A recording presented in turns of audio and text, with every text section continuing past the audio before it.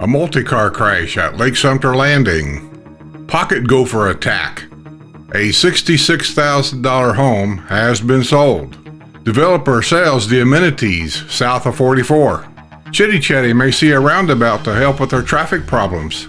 A villager is facing arson charges. A gun has been stolen from a village's recreation center. The village's hospital staff has been arrested. How many holes in ones of golf do we get this week? Letters to the editor. This and more coming up.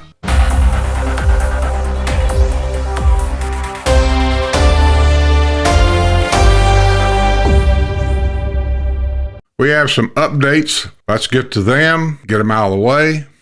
I'm just going to read the penalties against all of them or the court findings in all of them. I'm not going to read the whole article because we've got a lot of news today and I don't want it to take all day to get it done. I try to keep the news around a half an hour, but if there's a lot of news, as you've seen in the last couple of weeks, it got into 40, almost 50 minutes. A caregiver has been sentenced after going on a spending spree with the debit card of a dementia patient in the Villages. Sandra Jean Yeager, 55, had been placed on probation for 5 years after pleading no contest this past week at Sumter County Court to a charge of grand theft. A charge of exploitation of the elderly was dropped in exchange for her plea.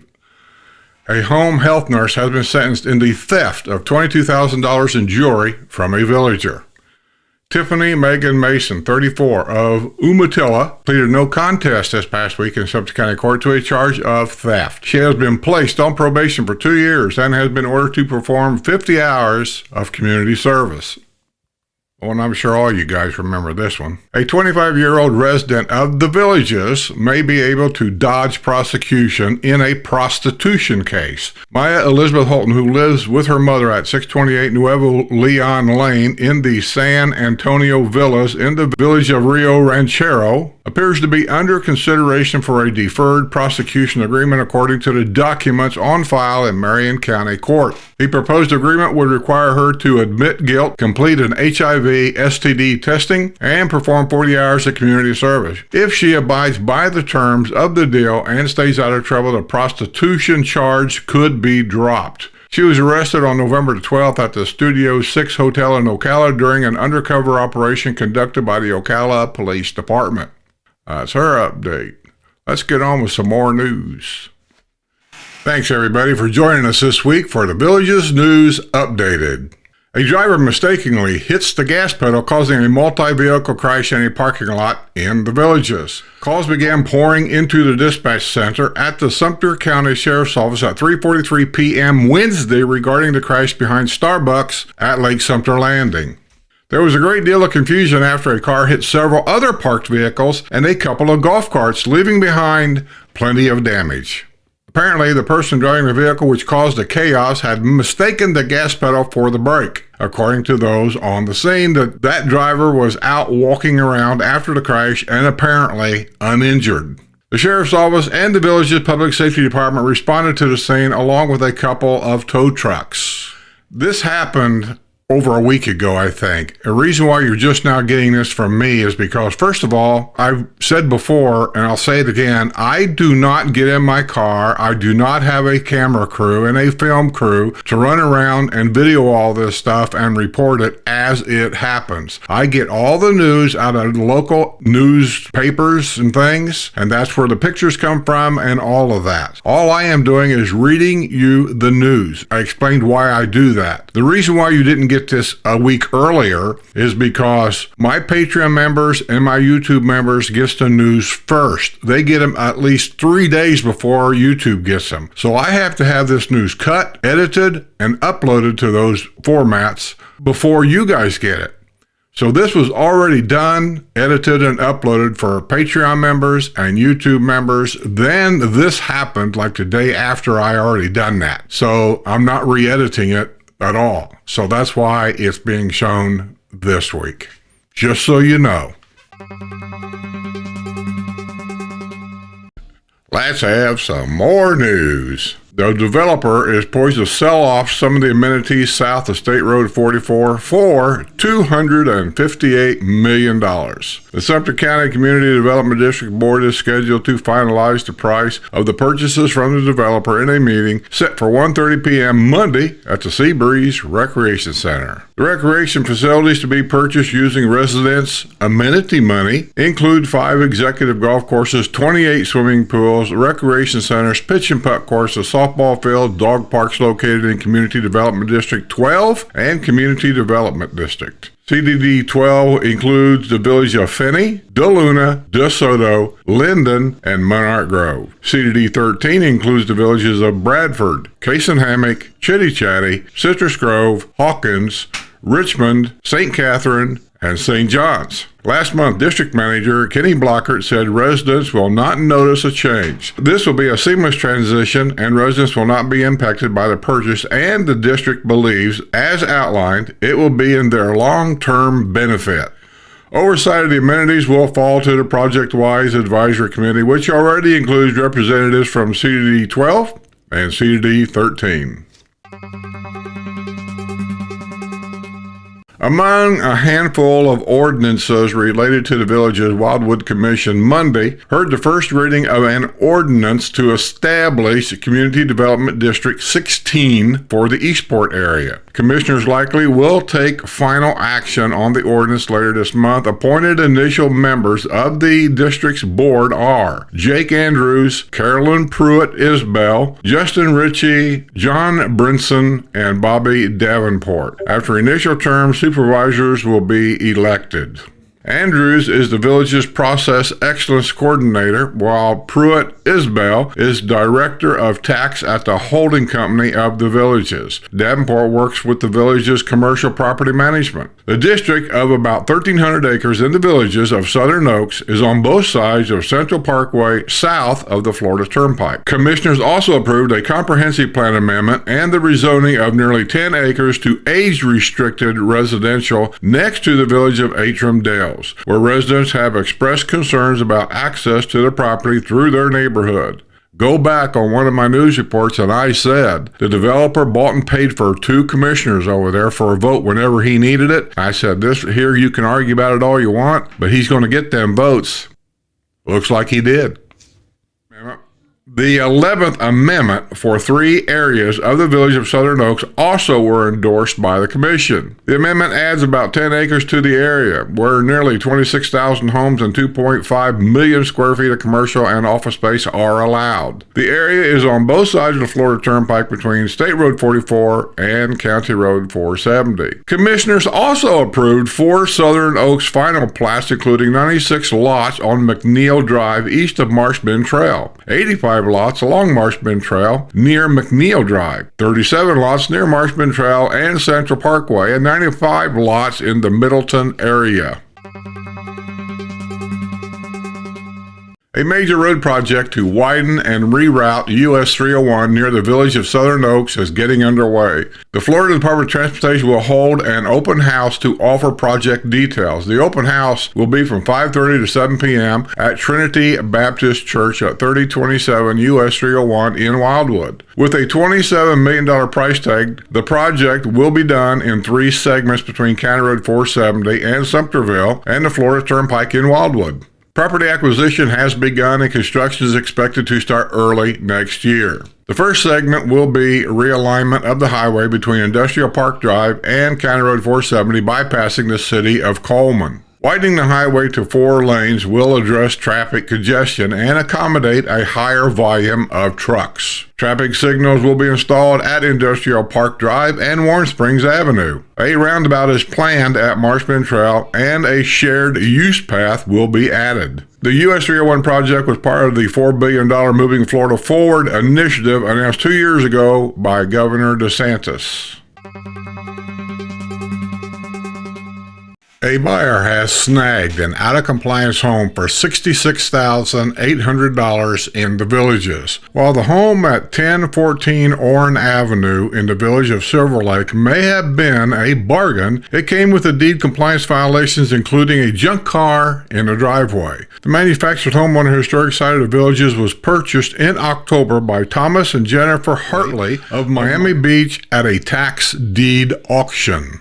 The home, which dates back to 1984, was previously owned by Robert Curtis Klump Sr. Last year, prior to the purchase by the Hartleys, the home was found to be in violation of deed compliance rules. The complaint was about overgrown grass and weeds, as well as an inoperable car in the driveway. The car is still in the driveway, and the lawn is in rough shape. A total of $2,750 in fines have been imposed on the property, which remains out of compliance. The couple also owns a home at 714 Truman Avenue, also on the historic site of the Villages. They purchased that home in a tax sale in 2021 for $60,200. Real quick, people are buying up these old cheap homes, tax sales, whatever, dragging them out and building new homes. The lot there itself at today's prices is worth the $60,000. Just so you know. A homeowner in the Villages could face fines over out-of-compliance landscaping. The patio villa located at 17464 Southeast 93rd Retford Terrace in the village of Springdale was the subject of deed compliance hearing this week in front of Special Master Terry Neal at the district office at Brownwood. The home is owned by Arlen Brent Herbst, Life Estate Grantee, and Susan Howe Herbst, Life Estate Grantee. A complaint was lodged with Community Standards on November 13 about landscaping that was put in without the approval of the Architectural Review Committee. Do not play games with the ARC. I warned you many times about this. The landscaping is also within the road right-of-way. The homeowner went before the ARC on December the 11th and won approval for a new landscaping design plan. That included pulling the existing landscaping back out of the road right-of-way. However, the homeowner never followed through with the plan, according to evidence presented at the hearing. The homeowner was granted 45 days to enact the landscaping design plan as approved by the ARC. If the homeowner fails to do so, $50 daily fines will be imposed. They can't enforce any of the other rules around here, but they damn sure can enforce this one.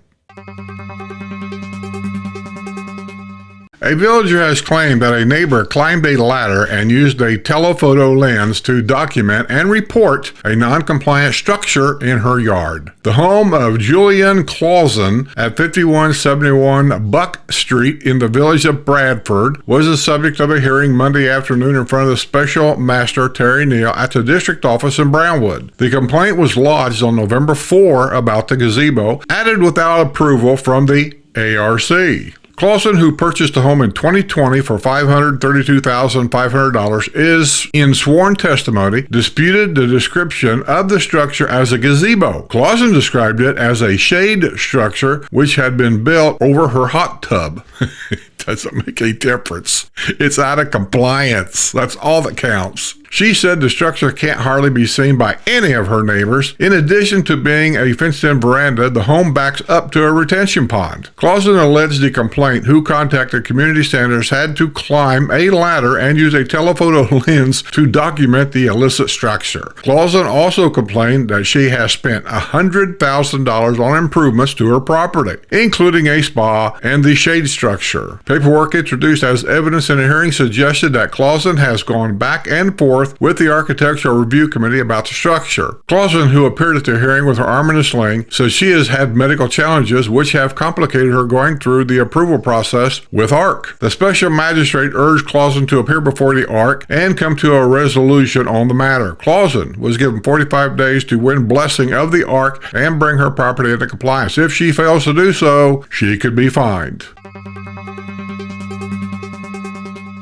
A $33,145 fine continues to grow at the home of a dead couple in the Villages. The home, located at 739 Cortez Avenue in the village of El Cortez, has been out of compliance for more than 2 years. Community Standards has determined the property owners Fred and June Powell are deceased. She died in 2019 at age 92. It is not clear when he died. The utilities have been shut off. The property is currently under the Department of Housing and Urban Development. A complaint was received by Community Standards on November 14, 2022 about mold on the home, overgrown bushes, and dead grass. The mold problem has been remedied, but the problem with the lawn remains. There you go, people. There's going to be a deal right there when it pops up. Why family members who inherited this house don't put it up for sale as much as they're worth around here is beyond me. But if they don't, as soon as the fines reaches a certain amount, the home will go up for auction. The mold problem they're talking about is probably on the outside of the house. You can only hope it didn't get inside. If it's a tree mold on the outside of the house, easily fixed. Not a problem.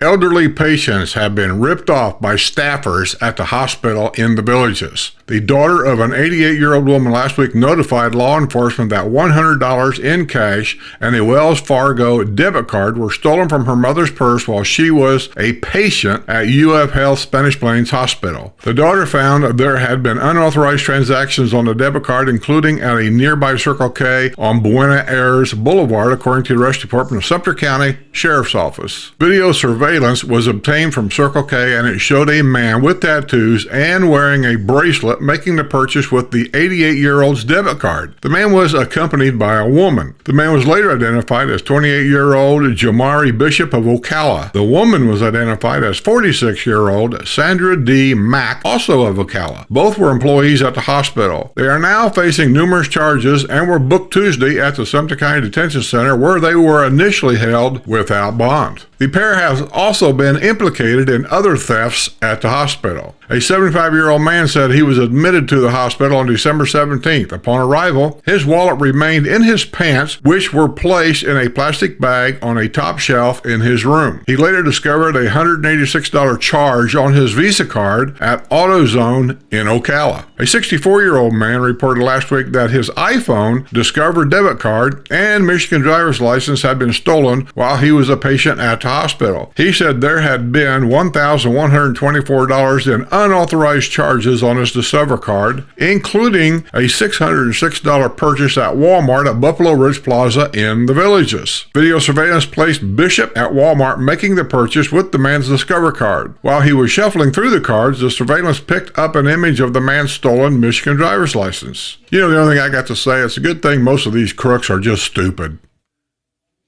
Here's a rebuttal from the hospital about the thefts. UF Health Spanish Plains Hospital in the Villages has issued a statement in the wake of 2 employees being arrested on charges that they have stolen from their patients. Jamari Bishop, 28, and Sandra D. Mack, 46, both of Ocala, were arrested this week on charges they pilfered through a woman's purse and slid bank cards out of 2 men's wallets during their stays at the hospital. The debit and credit cards were used in purchases at a nearby Circle K, Walmart at Buffalo Ridge Plaza in the Villages, and AutoZone in Ocala. Surveillance helped lead to the arrests. The hospital issued a statement on Thursday regarding the arrests. UF Health Spanish Plains cares deeply about the security of our community. Patient safety is our top priority. We have worked closely with the Sumter County Sheriff's Office on their investigation. We take matters of alleged ethical misconduct very seriously and have strict policies against such behavior.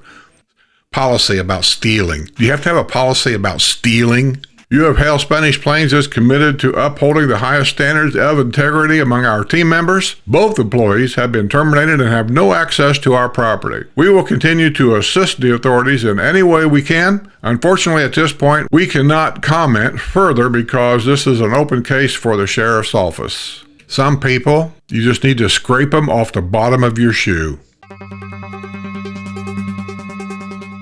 A villager has been ordered to repaint a driveway that her neighbors has decreed as hideous. The home of Cynthia Ellis at 3116 Combs Court in the village of Pine Ridge was the subject of a hearing before Special Master Terry Neal on Monday afternoon at the district office in Brownwood. A complaint was received October 3, informing community standards that the brightly colored driveway was not in accordance with the Architectural Review Manual. At the hearing, several of Ellis's neighbors complained about the driveway. They said the bright teal colors don't match the rest of the neighborhood. As far as I know, there is no driveway like this in the village, said Belinda McNutt, who also lives on Combs Court.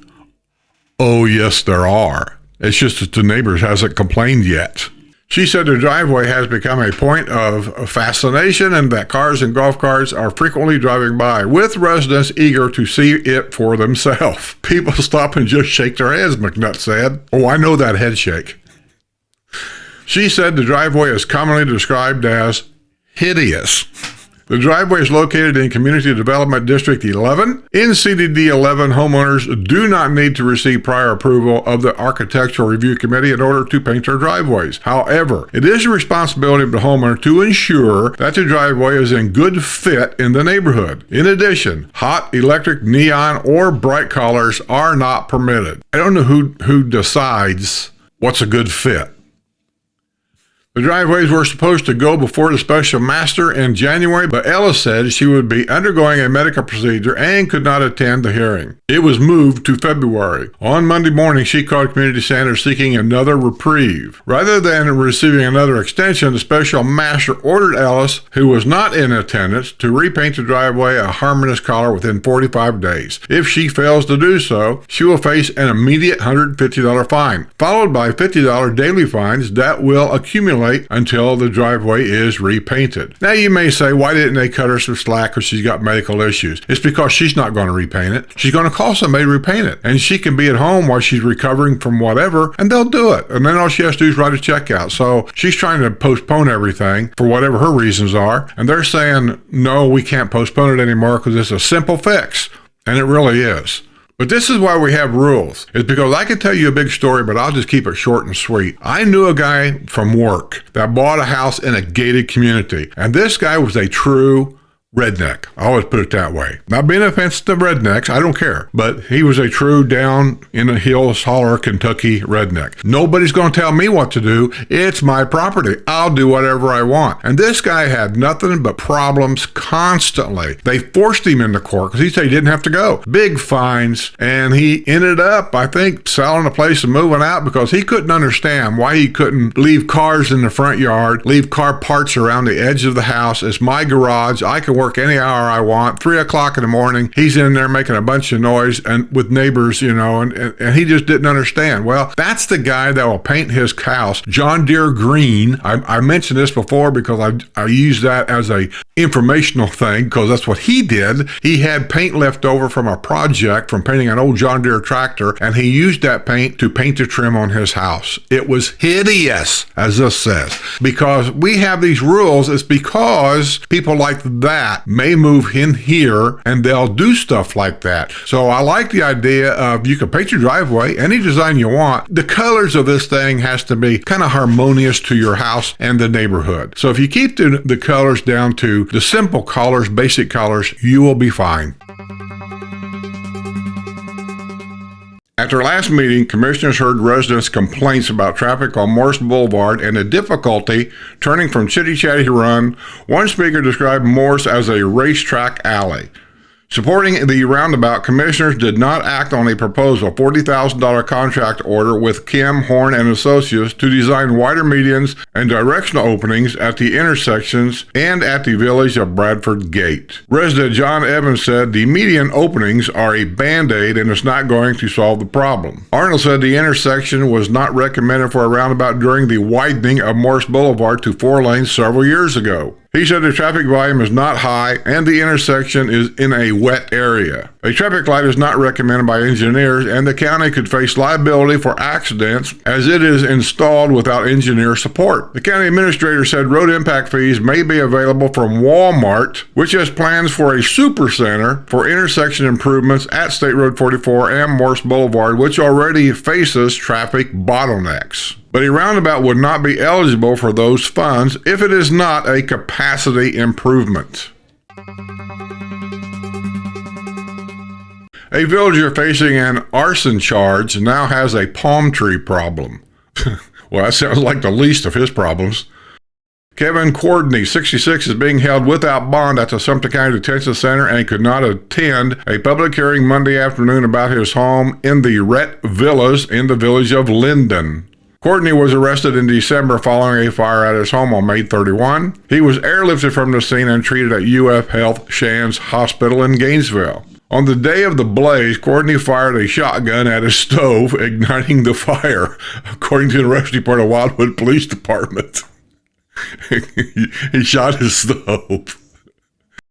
Firefighters from the village's public safety department rescued Courtney from the burning building. The state fire marshal confirmed the source of the fire was the kitchen stove. On October 22, a resident complained to community standards about a palm tree growing into the eaves of the home as well as bushes too close to the home. Courtney was given 7 days to bring the home into compliance. If he fails to do so, he will be fined and will have to reimburse the district for trimming the bushes. He purchased a villa in 2023 for $247,000. A golf cart with lithium batteries erupted in flames in the villages, posing a challenge to firefighters. The golf cart was traveling Saturday afternoon on a multimodal path near the Sarasota Executive Golf Course, where the driver reportedly noticed smoke and pulled over. The golf cart erupted in flames, and smoke could be seen as far away as Lake Sumter Landing. The golf cart driver escaped injury. The village's public safety department quickly responded to the scene. However, initial attempts to extinguish the fire with water was unsuccessful, according to the fire chief, Brian Twiss. Recently, VPSD equipped our battalion chief vehicles with reusable fire blankets designed specifically for vehicle fires involving lithium-ion batteries. This incident marked the first use of the fire blankets, and crews on the scenes reported that it was effective in extinguishing the fire. He cautioned that this method of extinguishment is not as fast as water traditionally used on normal vehicle fires, and firefighters had to remain on the scene for approximately an hour to ensure the fire was fully suppressed. When damaged lithium-ion batteries don't just burn, they can go into thermal runaway, an unstoppable chemical reaction where cells heat rapidly and begin to spew toxic and flammable gases. These gases can cause unpredictable explosions that shoot flames, debris, like buckshot out of the barrel of a gun. The fires that batteries produce burn an extraordinary amount of heat that can melt through metal storage containers. The burning battery can appear to be extinguished only to reignite like a trick birthday candle days and weeks later. Yeah, everybody's buying these lithium-ion battery golf carts, and I've known about lithium batteries, like most RV people, forever. Everybody's doing it. They're safe, they're good, they're great, but they do have their problems. Like if they get below a certain temperature, you can't charge them. There's just other things that you have to know about lithium batteries. So just don't buy a lithium battery because somebody tells you about it. Not that that's bad. Just educate a little bit on the care and the caution of lithium-ion batteries. A villager was surprised to find a gun had been stolen from his car at a recreation center. Steve O'Neill attending a meeting of the village's amputee support group at 1:30 p.m. Wednesday at Lake Meona Recreation Center. He admits he was in a hurry and left his car unlocked. The parking lot was pretty full, and he parked on the northwest side of the building. When he returned to his vehicle about an hour later, he noticed his handgun had been stolen from his car's glove box. He decided to share the story of his misfortune as a cautionary tale for his fellow residents. He hopes they will make sure and lock up their cars. Did not know we had to worry about this here in the villages, but more concerned that this might become a bigger problem considering all the parking lots here, not to mention tons of unlocked golf carts. O'Neill says, sorry to see this happen, but will be much more guarded from now on, as well as arming our alarm system at home. Last month, a villager's phone and credit card were stolen from her car while she and her husband dined at a restaurant at Colony Plaza. A homeless man went into the unlocked car, took her iPhone and credit card, and went on a shopping spree. Law enforcement always advises residents to lock their car doors even at home. Many times, would-be thieves will walk through parking lots and even neighborhoods lifting door handles. When they find an unlocked car, thieves will rummage through the vehicle and take whatever they find: loose change, sunglasses, phones, and even guns. You know, I did several videos when I used to work for the villages, and then we had different classes with the sheriff at the time. I believe it was Sheriff Farmer at the time. And they showed us all the ways of they could break in your garage. They advised against putting windows in your garage door for that reason. How they could break in your house through your sliding lanai doors, even without a key. And even if it's locked, they can come through that door without breaking any glass. It was a simple process. I've seen a lot of this. I've seen other stuff too. And I try to report it here. But I got to tell you, as much as I keep reading, 150,000 plus people lives here in the villages. And I only have pushing maybe 18,000 subscribers. Where's all the rest? How's come they're not listening? How's come they're not watching? I just don't get it. I'm getting really depressed. 2 men from Guatemala were apprehended by Sumter County Sheriff's deputies. The men were traveling in a white Ford Expedition utility vehicle at about 6:30 a.m. Saturday in Bushnell when a deputy initiated a traffic stop. The registered owner of the vehicle, who was sitting in the passenger seat, was identified as 28-year-old Melvin, the name will be in the picture, of Okui, who has been previously arrested for driving without a license. He was arrested on a charge of allowing an unauthorized person to operate a motor vehicle. Alfaro was determined to be the registered owner of the vehicle. At the wheel was 24-year-old Jenner, name will be in the picture, also of Okui, who admitted he was driving without a license. Both men were taken into custody and booked at the Sumter County Detention Center. Alfaro was released after posting a $100 bond. The other guy was detained on a hold by the U.S. Immigration and Customs Enforcement Agency. U.S. Immigration and Customs Enforcement has placed a hold on a Guatemalan nabbed by Sumter County Sheriff's deputies. Genry Galver Vasquez Lopez, 41, of Okui, that's 3 Guatemalans in Okui, was driving a black Cadillac CTS at 6:48 a.m. Thursday on County Road 470 when he cut off a semi near the southbound on-ramp at Interstate 75, according to the arrest report. During a traffic stop, Vasquez Lopez admitted he does not have a driver's license issued in the United States. He was arrested on a charge of driving without a license and booked at the Sumter County Detention Center, where he was being detained pending being turned over to ICE. A son was arrested in an attack on his 81-year-old mother who asked him to turn down his music. Michael Christopher Holland, 56, was in the bedroom of the home he shares with his mother in Villa Barra in the village of Polo Ridge shortly before midnight Thursday when she entered his bedroom and asked him to turn down the loud music, according to the arrest report of the Sumter County Sheriff's Department. The request apparently enraged Holland, who grabbed her arms and started shaking her, telling her to get out of his room, the report said. She later told deputies that her son had been drinking vodka prior to the attack. No, I'm not going to say anything. When deputies arrived and attempted to take Holland into custody, he tensed up his arms and tried to pull away. He was placed in a patrol car. The mother told deputies she did not want to fill out any paperwork. Holland had been arrested in 2020 after a disturbance at his mother's home. At the time, she told deputies she was living in constant fear of her son. Holland was later placed on probation. As a result of Thursday's arrest, Holland was booked at the Sumter County Detention Center on charges of felony battery and resisting arrest. Bond was set at $10,000. A villager who previously coached high school baseball was apprehended with drugs after a traffic stop. Turner Russell McLean, 57, who lives in the village of Pine Ridge, was driving a blue Toyota Tundra pickup in the wee hours Tuesday, February 4, on Main Street in Leesburg when an officer noticed the vehicle's tag light was not visible from 50 yards. A canine unit was summoned on the scene and the dog alerted on the vehicle, indicating the likely presence of drugs. A purple Crown Royal bag was discovered in the vehicle's back seat, and it was found to contain a white rock-like substance that weighed 13.6 grams. It tested positive for methamphetamine. In addition, a Ziploc bag containing an amber-colored substance was found in the truck. It tested positive for THC. 4 glass pipes were also found in the truck. McLean had been arrested with drugs in 2018 while he was the baseball coach at Leesburg High School. At the time of that arrest, he claimed he had seized the drugs from a player.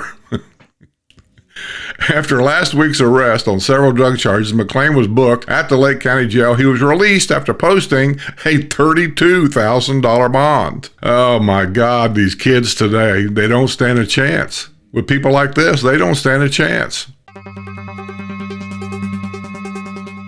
Okay, I believe this is going to be the last news report, and this one is going to be a little different, I think. I've never seen a report like this before. I may or may not read the whole thing, depends on how long it is. Villagers facing a pocket gopher invasion are placing blame on an abandoned home in the neighborhood. The residents of the village of Summerhill appeared Friday before the Community Development District 3 Board of Supervisors at Savannah Center. Mary Harper, who lives on Candlebrook Street, said she and her neighbors are at a loss about how to combat the pocket gopher, a burrowing rodent which is native to Florida. We need help. We've been trying to trap them. We have been trying to put out poison. We are running out of options.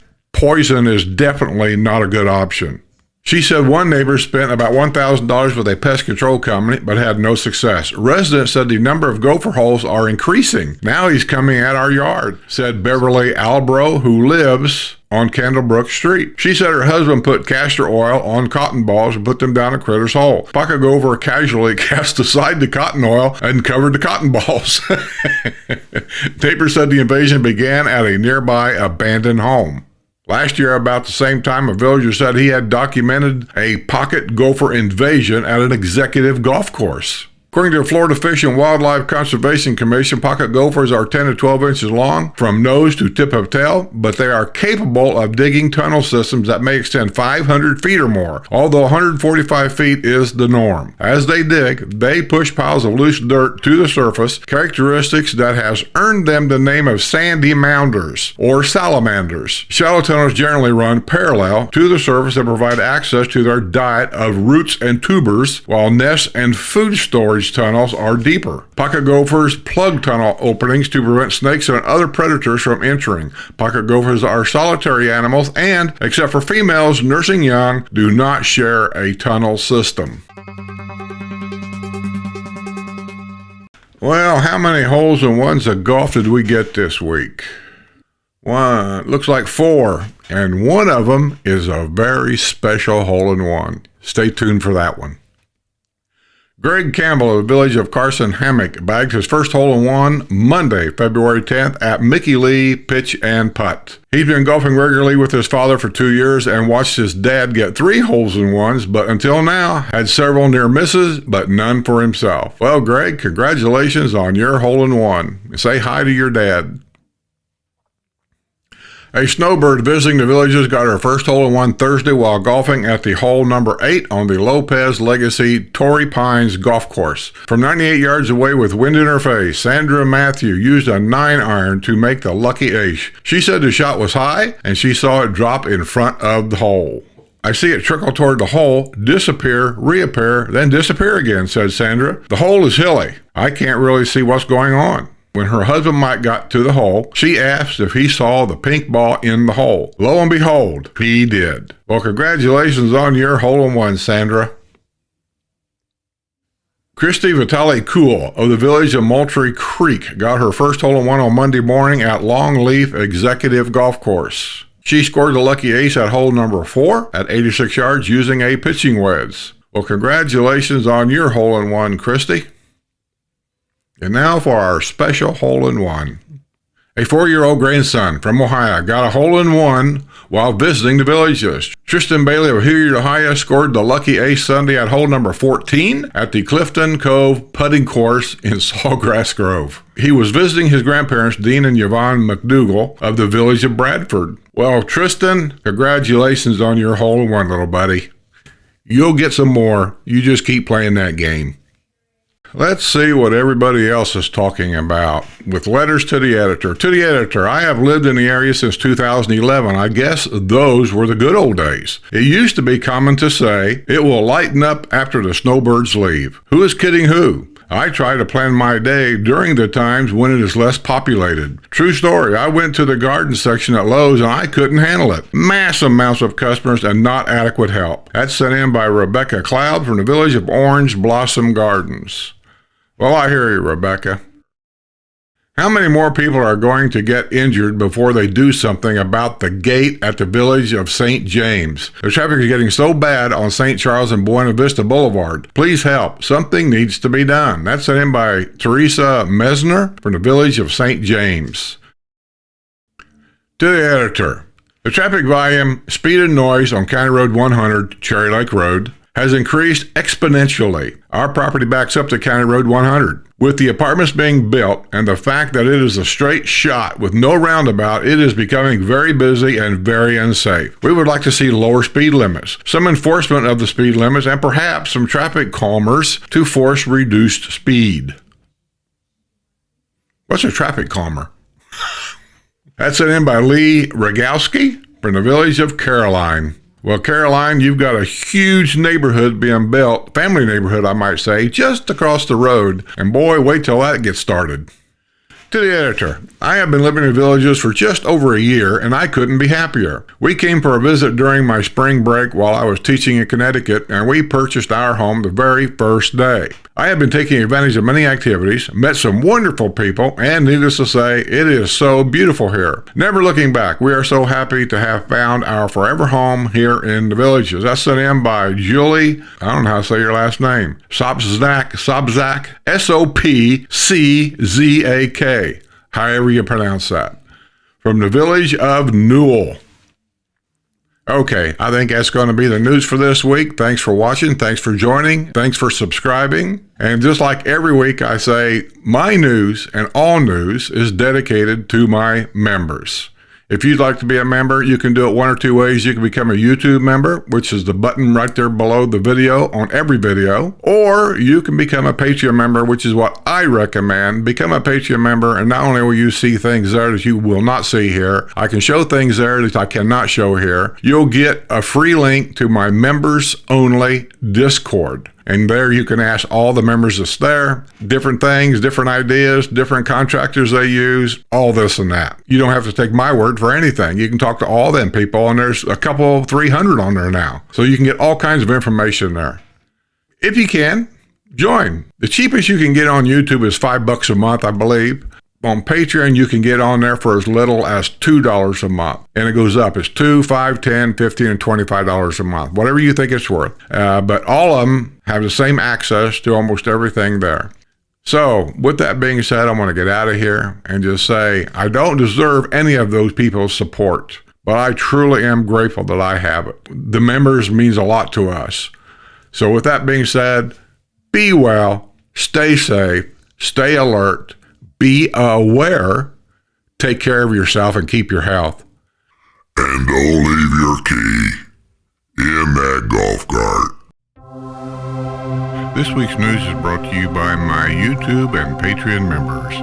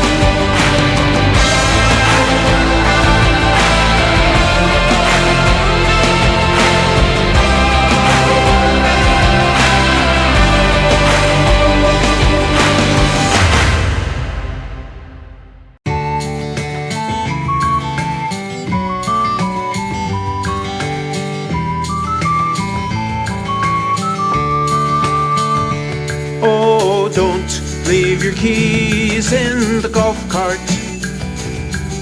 Some might say it's not very smart if you walk away and hear your engine start. Just turn around and wave goodbye to your golf cart, to your golf cart. Oh, where's my golf cart?